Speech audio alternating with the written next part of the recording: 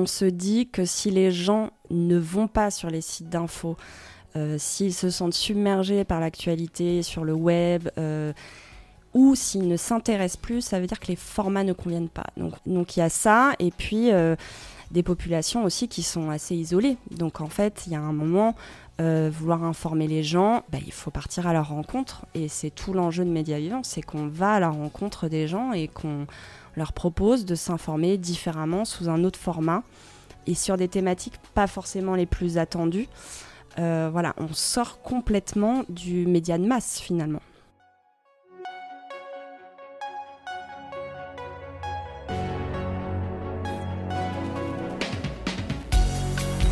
Bienvenue dans Médiarama, le podcast du futur des médias. Je suis François Desfossés et chaque semaine, je rencontre des entrepreneurs, des têtes penseuses et des experts de la galaxie média. Ce podcast est proposé par Cosa Vostra, agence de conseil tech et créative. Retrouvez-nous sur cosavostra.com.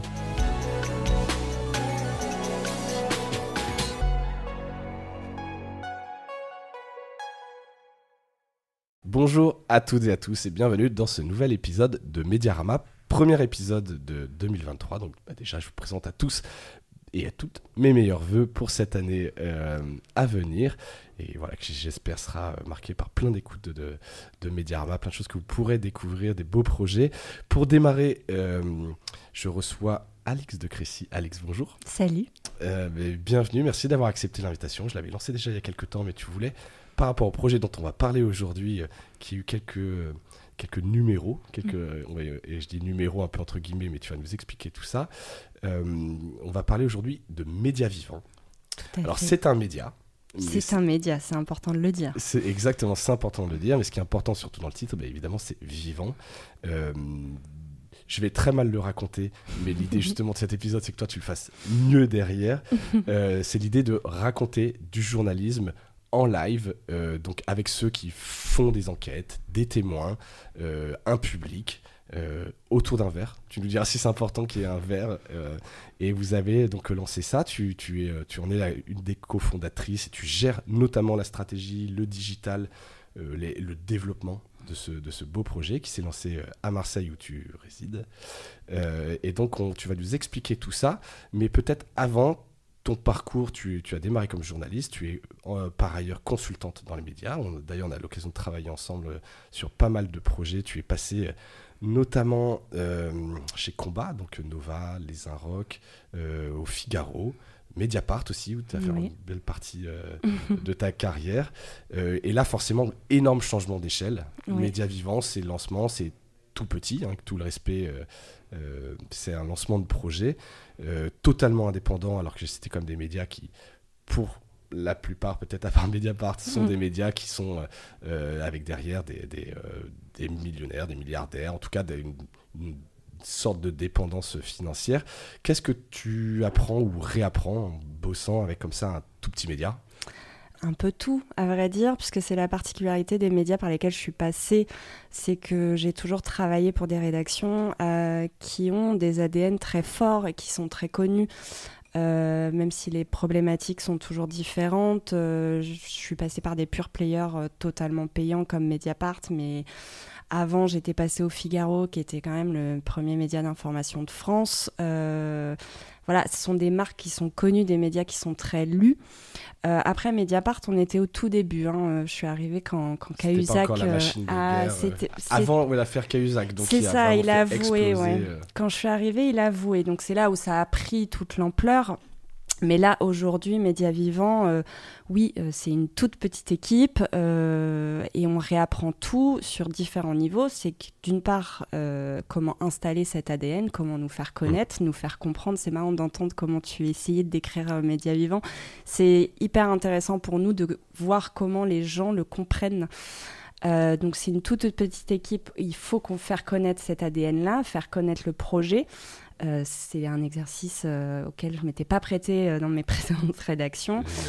Et puis il y a un autre aspect, voire deux même, qui sont majeurs, c'est le local. On est à Marseille et le troisième, c'est le réel. C'est-à-dire que nous, l'important, c'est de présenter nos enquêtes dans le cadre d'événements et d'aller à la recherche de celles et ceux qui sont soit éloignés de l'information traditionnelle parce qu'ils s'y intéressent moins, soit parce qu'ils ne se sentent pas légitimes non plus à consulter Le Monde ou autre. Donc je dirais que ce sont ces 3 clés-là, nous faire connaître le réel et le local, où j'ai toujours travaillé dans des médias plutôt nationaux. Donc voilà, c'est intéressant. Bon, écoute, tu vas nous expliquer tout ça. On va peut-être faire la carte d'identité de Médias Vivants avant que tu nous expliques un peu tout ça. Depuis quand ça existe ? Alors, donc on est une association qui a été lancée en juin 2021. Voilà. Donc le travail a commencé en 2021, mais on s'est lancé officiellement auprès des lecteurs, lectrices et autres en septembre dernier. Donc on est tout petit, on est tout Très jeune. On est tout jeune. Je crois de bonne mémoire, pour un lancement, je m'en souviendrai, on lançait le site le lendemain du décès de la reine. Voilà. Super. À la priori, peut-être que l'audience que vous visez n'est pas concernée par la mort de la reine, mais en tout cas, en termes de retombées, de partage, de visibilité sur les réseaux, ça doit pas être foufou. C'était pas de bol, non. Ça te permet au moins peut-être de te lancer discrètement, tester la formule et d'améliorer. Vous êtes combien derrière ? Tu parles d'une association, c'est des journalistes, c'est une équipe de combien de personnes ? Alors, il y a 60 membres actifs, il y a tous les profils. Le fondateur, avant tout, Jean-Baptiste Moutet, qui est journaliste indépendant depuis 15 ans et qui est à l'origine de ce projet, qui était correspondant au Venezuela pour Mediapart. Donc c'est comme ça qu'on s'est rencontrés, c'est via ces contacts communs. Ensuite, il y a typiquement le trésorier de l'association, c'est le président de Mars Actu, Julien Vincent. Voilà, ça regroupe un peu tous les indés de notre région. Et puis, il y a des associations comme Urban Prod et puis des bénévoles, tout simplement, qui veulent nous filer un coup de main, qui trouvent le projet enthousiasmant. Et qui viennent de tous les horizons, et c'est ce qu'on cherche, puisque nous, ce qu'on veut, c'est vraiment un peu s'éloigner de ce microcosme où on peut être un peu... D'un entre-soi, avec toujours les mêmes profils. Ouais. Donc 60 membres actifs. Après, sur le numérique, on est 4 à peu près. Il y a également Éric de Crécy qui gère, le nom de famille n'est pas un hasard, vous savez tout, qui gère toute la direction artistique, voilà, tous ces visuels dont tout le monde nous parle à chaque événement ou sur les réseaux. Voilà, je dévoile la source. C'est une réussite. Voilà. C'est ton frère en l'occurrence. Exactement. Top. Et donc on en passe une association. Est-ce qu'il y a pour autant un modèle économique ou de la monétisation ? Puisque l'association, ça peut être des subventions, mais c'est quoi l'idée derrière en termes de modèle ? Alors l'idée, c'est que on part de plusieurs constats. C'est qu'on cherche à cibler et à atteindre surtout les gens qui ne s'informent pas, soit par manque d'intérêt, soit par manque d'accès à l'information. Donc nous, on veut être accessible, mais... Et ça, je le répète, et tu le sais, dans le cadre de nombreuses missions, je ne cesse de le répéter, l'information a un coût, et d'autant plus quand on est indépendant. Donc nous, on fonctionne sur le don. Les dons, ils peuvent être faits depuis le site, mais ils sont également faits dans le réel, c'est-à-dire que énormément de gens donnent à nos événements. Et la croissance est plutôt encourageante, donc on fonctionne là-dessus. Et puis il y a un deuxième volet qui est un peu plus caché pour le moment, mais qui existe, c'est qu'on fait, et vous allez le voir apparaître d'ici quelques mois, la rubrique Éduc-Pop, c'est qu'on donne des ateliers d'éducation populaire dans des lycées. D'éducation aux médias ? Exactement. Donc on est intervenu dans le lycée de Saint-Ex, dans les quartiers nord de Marseille, également dans le lycée Saint-Éloi à Aix. On a comme projet de faire des ateliers auprès de détenus avec l'association Urban Prod. Ça, c'est en construction. Donc voilà, tous ces ateliers sont une autre source de rémunération. Et qui ne sont pas en lien avec les enquêtes qui sont faites par ailleurs de Médias Vivants. Si, c'est une autre manière de... Il y a deux volets. C'est soit les lycées font appel à nous pour qu'on présente nos enquêtes sur le même format, pour informer les élèves différemment et expliquer aussi par la même occasion ce que c'est que faire du journalisme et comment ça se fait. Exactement. Et les élèves sont plutôt enthousiastes et c'est hyper... rassurant de voir leur réaction. C'est-à-dire que plusieurs enseignants nous ont dit, voilà, il faut les accrocher quand même, les élèves, pendant 1 heure et tenir leur attention. Ouais, parce que ça peut paraître aride. Hein. Je vais voir une enquête sur la délinquance, tu vas nous parler un peu des sujets, mais c'est pas les trucs les plus sexy du monde, pour des... Non, pas les plus gays. Les plus gays Après, c'est quand on dénonce, forcément, ça va avec. Donc voilà, ça, vous le vendez? Tu dis que c'est une autre source un peu de... Oui, tout à fait. On passe par les lycées. Qui ont des petits budgets. Exactement. Et après, il y aura un autre volet, c'est-à-dire que ça, c'est pas encore en route tout à fait, mais ça va venir. C'est que nous, on va proposer aussi de former des personnes à faire leurs propres enquêtes. Et donc, notre rôle, ce sera de les former, mais aussi de les valoriser sur notre site et qu'ils fassent eux aussi leur article vivant. Mais ça, on y reviendra sur qu'est-ce qu'un article vivant. Parce que là, il y a plein de questions. Donc, on l'a dit, un média vivant, c'est une espèce d'objet hybride, un média local. Tu as parlé vraiment de la dimension de Marseille qui est très forte, qu'on sent bien. Un média d'enquête, un média live. Comment c'est né, ce projet-là ? Alors, comment c'est né ? Au départ, donc moi, je me suis lancée en indé et j'étais allée voir les confrères et consoeurs de Mediapart qui sont des proches et qui m'ont dit « Mais tu devrais taper à la porte des indés de ta région parce qu'il y a des projets en cours et notamment un certain Jean-Baptiste Moutet avec qui on a travaillé et il a un projet, mais c'est pas très clair. Et ça vaudrait le coup quand même que tu lui en parles parce qu'il faut quelqu'un pour structurer, faire la stratégie, poser un modèle économique, etc. Donc, je suis allée à Mars Actu pour les voir eux d'abord, pour voir ce qu'on pouvait faire ensemble. Et puis, descendre des escaliers, ce Jean-Baptiste. Donc, c'est un grand gaillard, tu vois. Mais il a une voix toute timide. Et il me dit, oui, excuse-moi, Alix Crécy, on t'a parlé de moi, j'ai un projet. Bon, ok. Et donc, en fait, il m'a accroché tout de suite. C'est-à-dire qu'il me dit, voilà, moi, je pars du constat simple, c'est que on était dans une année quand même assez particulière. Il y avait la présidentielle, il y avait qui est arrivée, il y a la guerre, etc. Elle est un peu lourde en termes d'infos. C'était un peu lourd et il me dit, moi ce qui me dépasse, c'est que je vois les derniers sondages comme ceux qu'on voit chaque année sur la Croix. On commente ici sur la confiance dans les médias, sur les jeunes qui ne suivent plus l'actu. Exactement, 41% à l'époque, la dernière étude c'était 2020, 41% des gens ne s'intéressaient pas ou peu aux médias, par défiance, par manque d'intérêt, pour plein de raisons. Il y a la prolifération quand même des fake news qui est indéniable. Et puis, ce Jean-Baptiste, donc, qui me dit moi, je comprends pas, c'est qu'en fait, je conçois pas que mon entourage proche ne s'informe pas autant parce que pas légitime, pour plein de raisons. Et il me dit, ça veut dire que les formats ne conviennent pas, je veux trouver un autre format. Donc, et il avait fait à l'époque un numéro 0 sur 1943, les quartiers populaires de Marseille qui ont subi des rafles. Et il m'a dit, va voir sur le billet de blog. Il avait publié son numéro 0 sur un billet de blog de Mediapart. De l'écrit. Non, en vidéo et en écrit. D'accord. Et il m'a dit, voilà, moi j'ai testé un format où je présente une enquête sur scène. Je fais venir les sources de l'enquête sur scène pour les interviewer, mais aussi pour faire le contradictoire en direct devant les gens. Va voir et dis-moi ce que t'en penses, mais je pense qu'on a des choses à faire. Et je pense qu'en 45 secondes de la vidéo... T'étais hooké, embarqué, tu disais, oui, ah ouais, c'est vraiment cool. Exactement. Et donc là, on a commencé par faire des ateliers chez moi, dans des bars. Pendant 1 an, ça a duré. On a échangé, décortiqué, fait plusieurs tests de modèles, de diffusion aussi, parce que c'est pas évident. Non, ça, on va y revenir. Et pourquoi alors cette dimension événementielle ? Parce que elle est locale d'ailleurs. Pourquoi c'est si important ?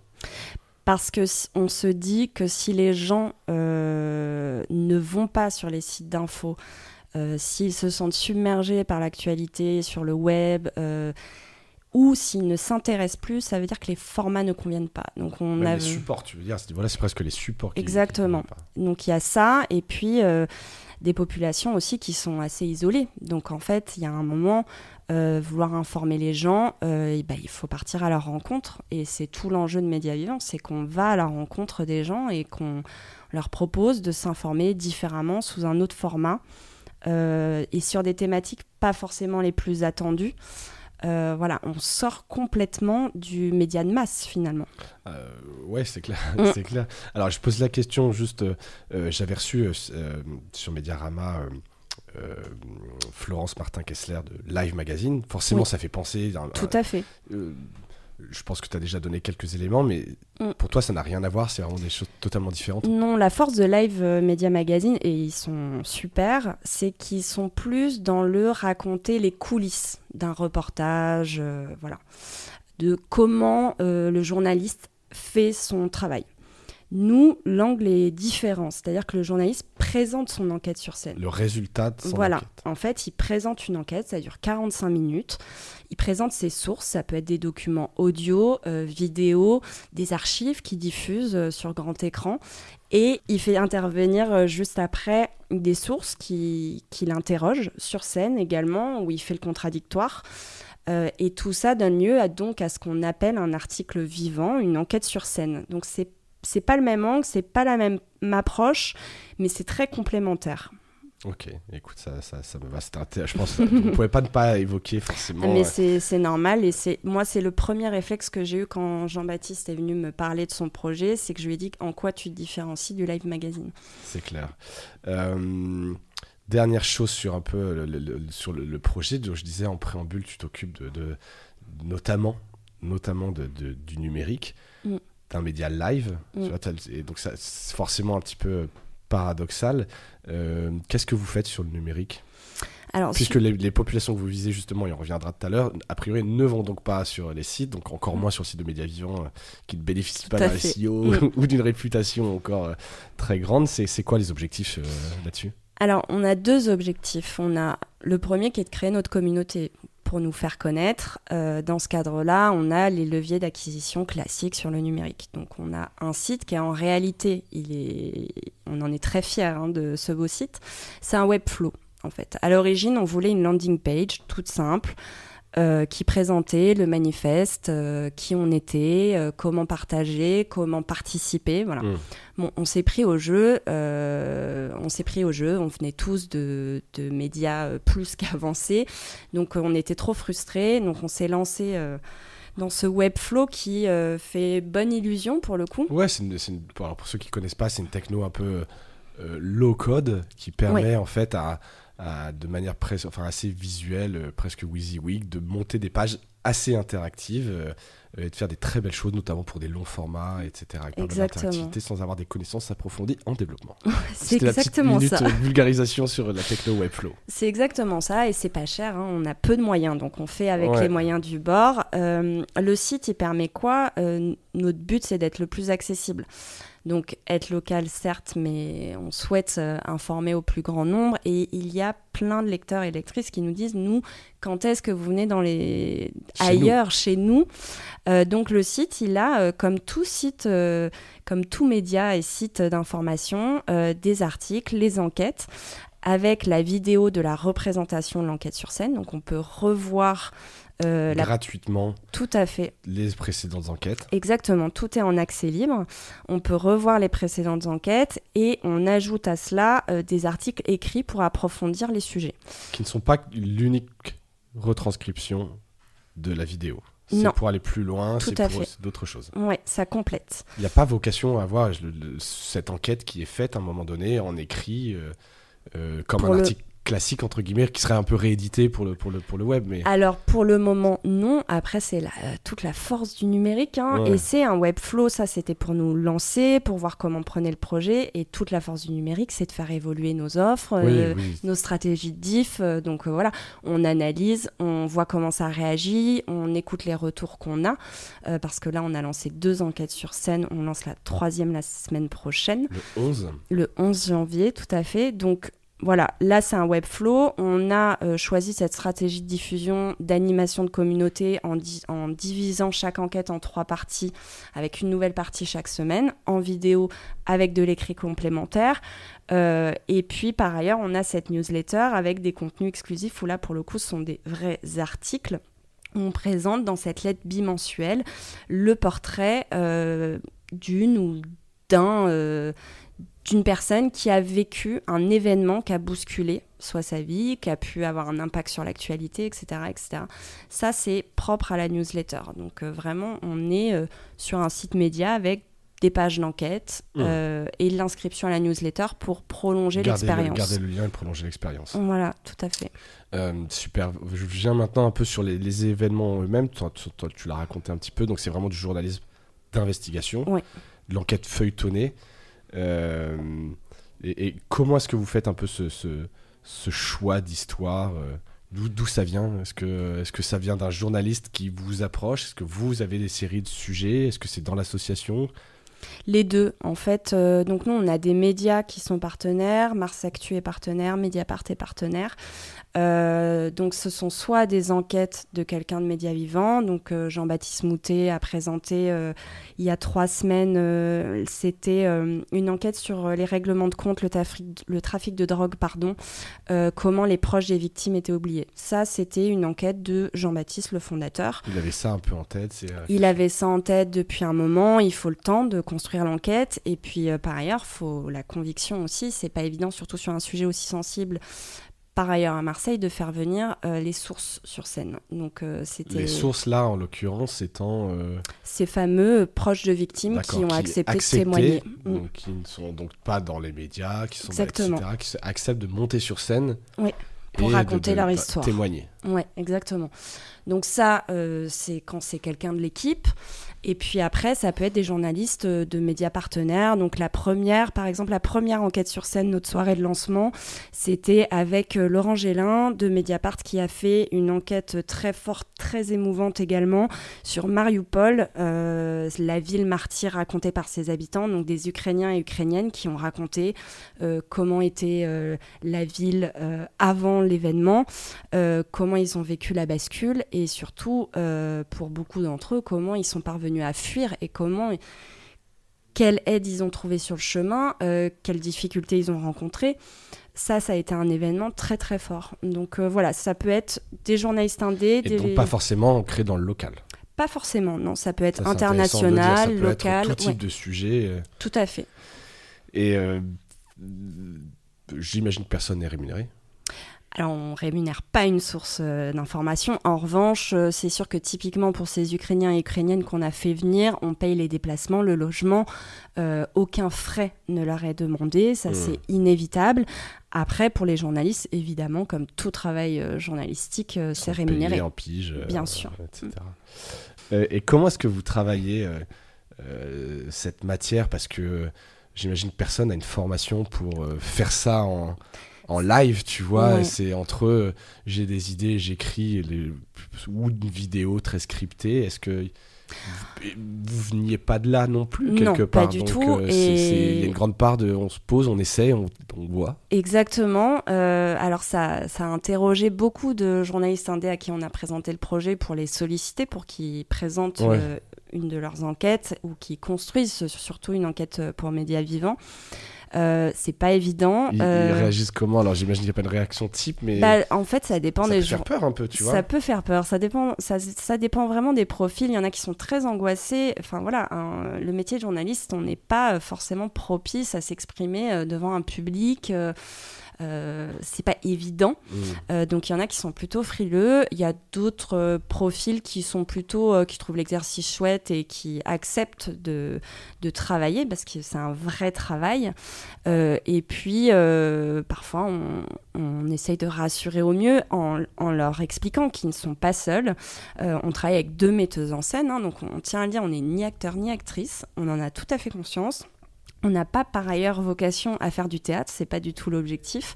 Oui, presque au contraire. En fait, non, oui, au contraire. Je sais pas à quel point vous le dites, mais vous n'êtes pas dans la théâtralisation d'une info. C'est froid dans le sens où c'est neutre, on raconte quelque chose, il y a des faits, etc. Exactement.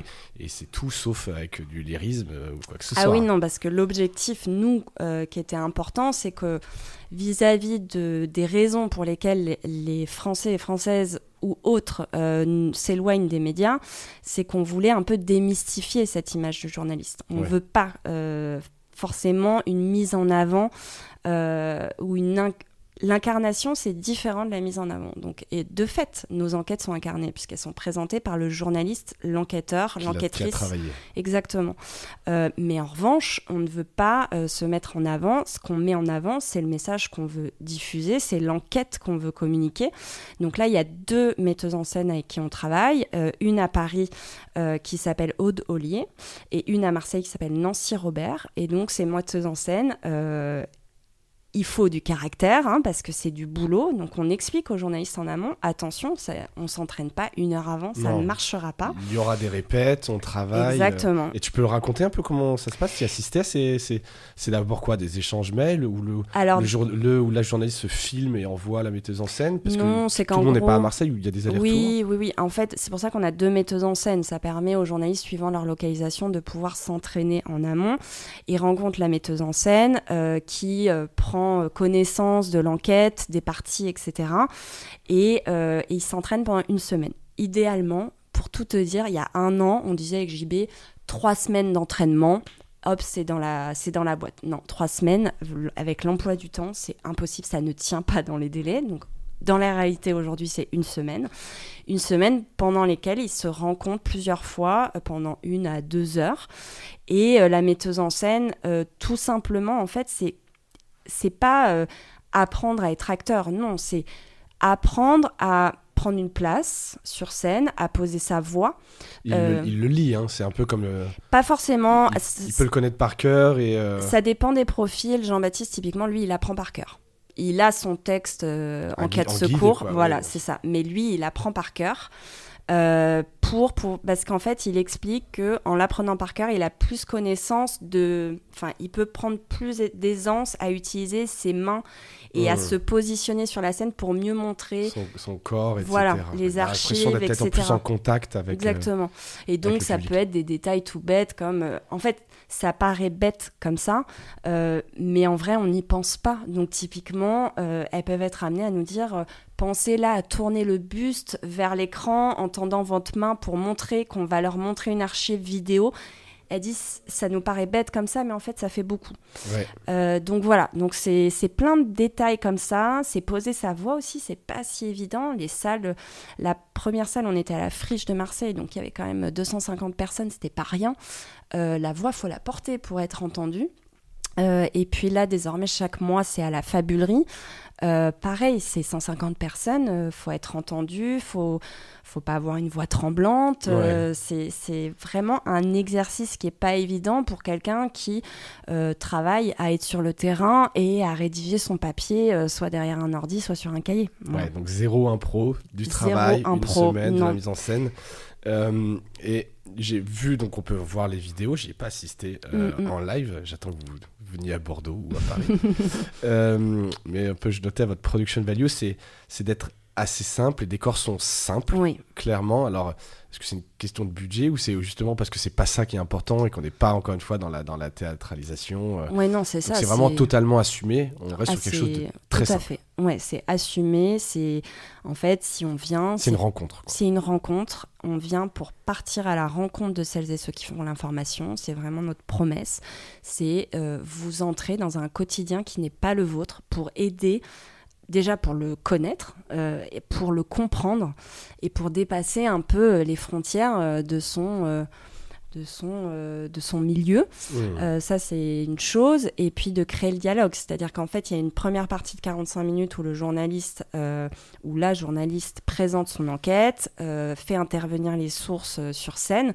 Et il y a une deuxième partie où en fait, on invite vraiment le public à interagir parce que certains ou certaines ne veulent pas poser des questions pendant l'enquête. Ils n'osent pas, parfois c'est très intime, parfois par timidité tout simplement. Donc il y a une deuxième partie où après c'est vraiment un échange et c'est là où le partir à la rencontre de celles et ceux qui font l'information sans filtre ni censure autour d'un verre, tu le disais dans l'intro, c'est là où ça prend tout son sens, c'est qu'en fait on ne se veut pas dans un lieu élitiste. Ça peut freiner certaines personnes. Donc, on est dans des cafés, dans des lieux ouverts. Et c'est comme ça que le décor s'installe. Et donc, après, il y a une conversation qui se fait naturellement entre le public et celles et ceux qui sont intervenus pendant l'enquête. Et ça dure 3/4 d'heure de plus. Et puis après, ceux qui veulent prolonger... autour de plus de verres encore avec plaisir. Mais le pub, quoi, la soirée se poursuit. Et qui vient regarder, parce que tu disais l'objectif c'est quand même des gens qui ne lisent pas l'info ou ne vont pas sur ces sites, etc. Qu'est-ce qu'ils font qu'est-ce qui fait qui vont venir écouter une enquête sur Mariupol. Oui. Tu vois, c'est des gens qui, j'imagine, ne vont pas au théâtre, ne vont peut-être pas, etc. Ouais. C'est très intello de base, tu vois, te dire, tiens, ce soir, je vais regarder une enquête vivante sur Mariupol. Complètement, ouais. Qui vient en vrai? Est-ce que c'est ceux que vous attendiez et comment vous les touchez?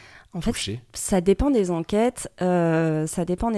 Et c'était notre plus gros objectif, et ça le restera. C'est comment faire déplacer les gens, comment ils vont venir jusqu'à nous. Ceux que vous visez, parce que après, les gens des médias, tu parlais de ça entre soi. Oui. Moi, ça m'intéresserait d'y aller, mais c'est pas moi que tu vises a priori. Même si pas nécessairement. C'est-à-dire que toi, pour être totalement transparente, tu es plus dans notre cible de newsletter. Oui. Donc, clairement, où là, on s'adresse aux gens très informés, pour le coup, et très intéressés par le milieu des médias.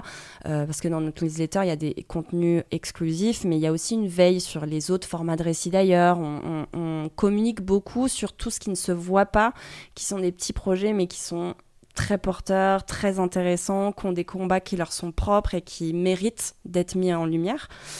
Dans le réel, c'est différent, c'est vrai, et c'était notre plus gros objectif, c'est comment on va réussir à faire venir du monde. Et le premier événement, notre objectif, c'était 120 personnes. Voilà.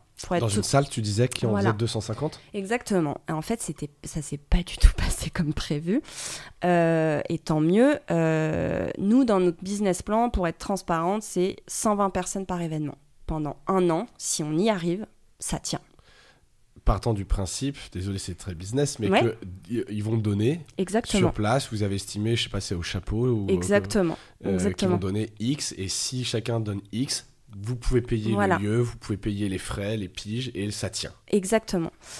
Et donc 120 personnes par événement. 120 personnes par événement, entre 90 et 120 en moyenne. Le premier événement, donc Mariupol, un sujet inter. Oui, pas évident. Pas évident. Pour attirer des gens du coin. Oui, pas évident. La friche de la Belle de Mai, donc c'est un lieu qui est très connu, mais qui n'est pas le plus central à Marseille. Bon, on a eu 250 personnes. Qu'est-ce qui s'est passé ? C'est qu'en fait, on a eu, effectivement, comme tu le dis, suivant l'enquête, on n'a pas le même public.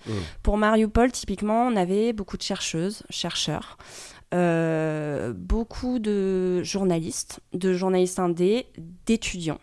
On a eu énormément d'étudiants.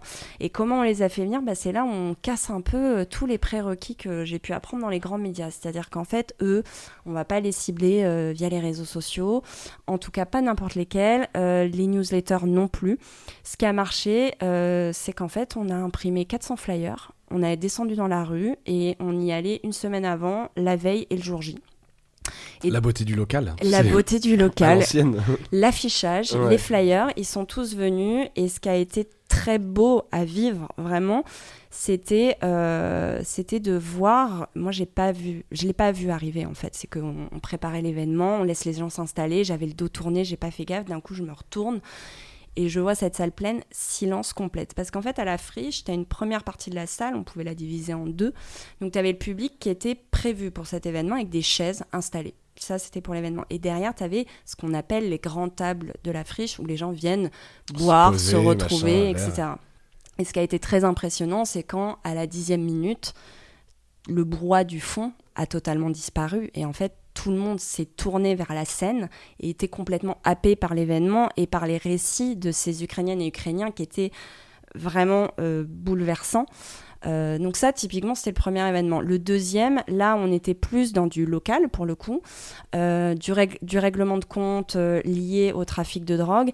Là, la cible était totalement différente. On a eu beaucoup plus de personnes des quartiers populaires qui sont venues. Et comment vous les avez fait venir ? Pareil, flyer.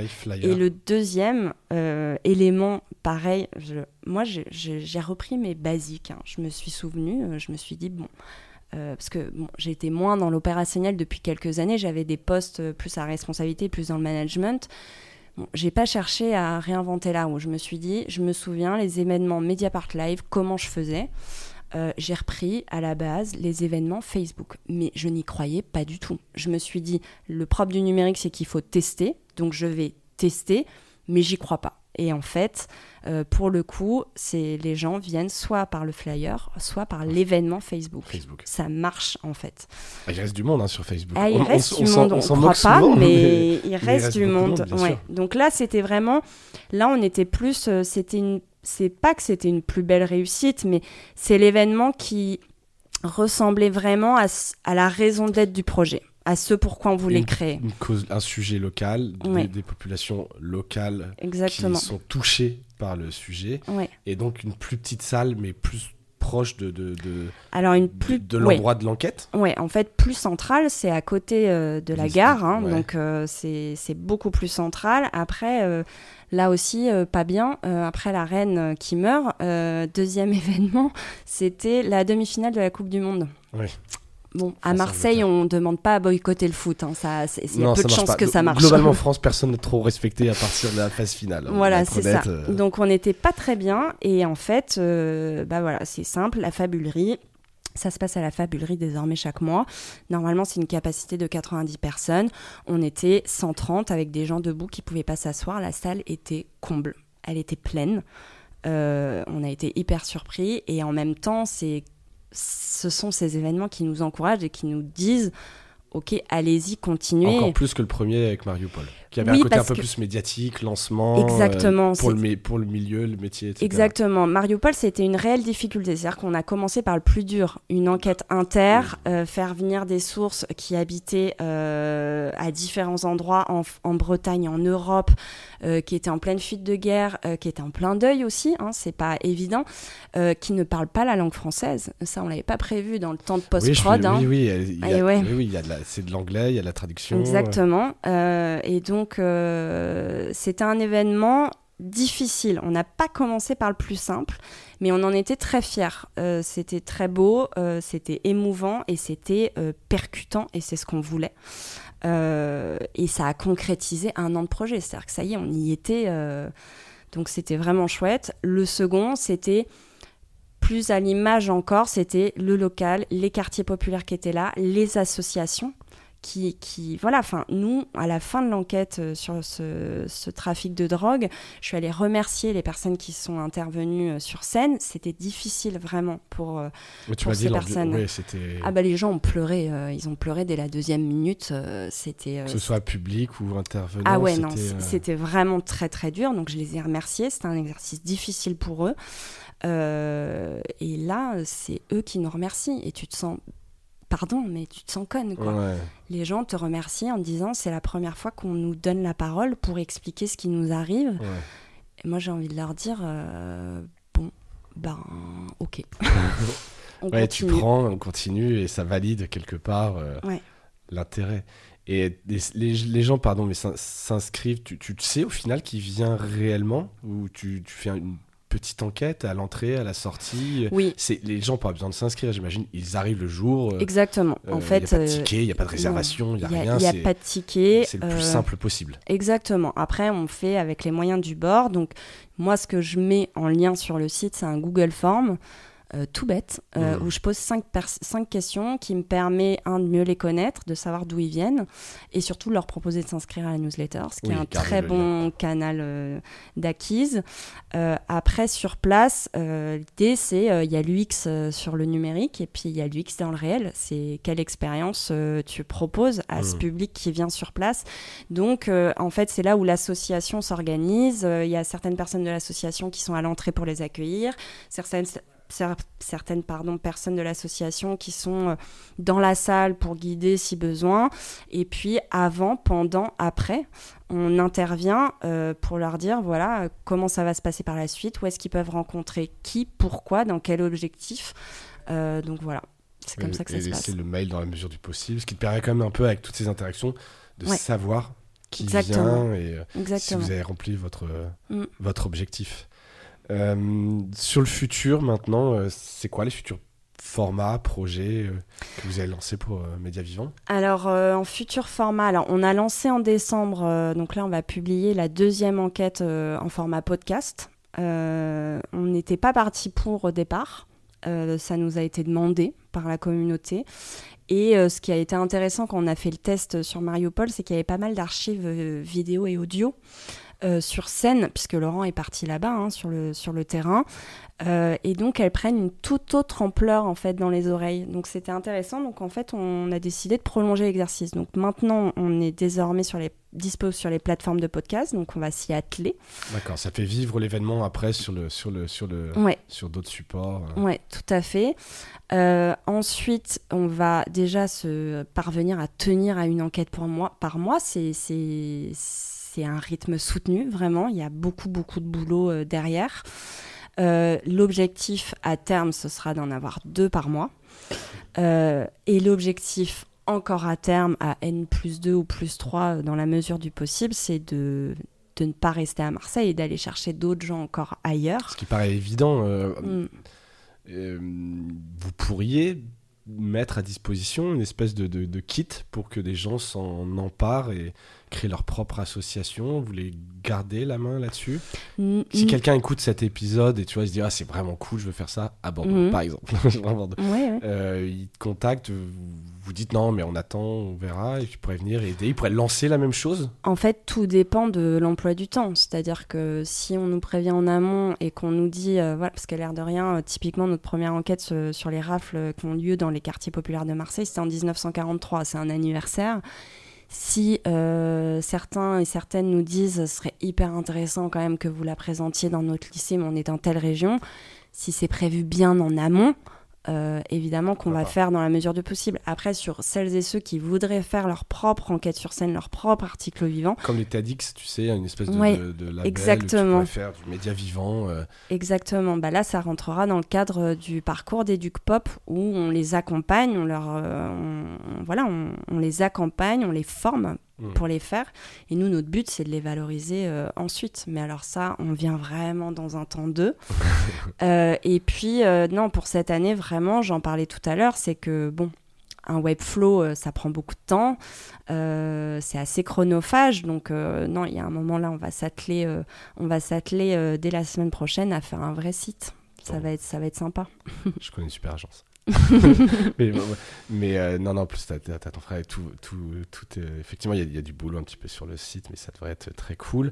Est-ce que je pense qu'on a fait le tour. Est-ce qu'il y a une question que je t'ai pas posée que tu aurais aimé que je pose sur Média Vivant? Est-ce que tu penses qu'il y a quelque chose à côté duquel je suis passé? Bah écoute, à part que Média Vivant est indépendant, accessible et pédagogique et qu'on vous invite à venir sur le site pour nous découvrir, je pense qu'on est bien. Mediavivant.fr, je mettrai évidemment le lien dans les notes de l'épisode. La dernière question qui n'a rien à voir, c'est est-ce que tu as un truc cool à nous partager? Mais un seul, c'est quand même très dur. Très dur. Ouais, après, c'est le podcast, tu peux nous en mettre plusieurs. Films, n'importe quoi, une expo, un truc que tu as vu, qui a attiré ton attention. Non, bah écoute, je vais rester sur le thème du local en parlant. Il y a un truc méga cool à écouter sur toutes vos plateformes de podcast. C'est quand même le nouveau podcast de Mars Actu qui s'appelle Le Bocal, qui raconte depuis cette pièce, c'est vraiment dans leur rédac, il y a une pièce qu'on appelle Le Bocal. Où voilà, tout est confidentiel, rien ne se dit. Et bah désormais, ils réalisent un podcast qui est enregistré depuis ce bocal et ils reviennent dans les coulisses de leurs enquêtes. Et c'est hyper intéressant, c'est très bien fait. Et sur plutôt de l'écrit, un petit média local, mais pas des moindres, et au format très original aussi, qui s'appelle La Disparition, qui est un média épistolaire. C'est vraiment très bien fait, voilà. Bon, écoute, on va regarder ça de près, hein. Ça m'intéresse toujours de mettre en avant des projets, donc peut-être qu'on aura l'occasion d'en parler derrière ce micro. Alix, merci. Merci à toi. Et bravo beaucoup pour ce super projet. Donc, je mettrai tous les liens dans l'épisode, n'hésitez pas à aller voir, vous inscrire à la newsletter de Média Vivant, puis si vous passez du côté de Marseille, regardez bien sur le site pour les prochains événements. Merci Alix, merci à toutes et à tous d'avoir écouté cet épisode, et je vous dis à bientôt. Salut.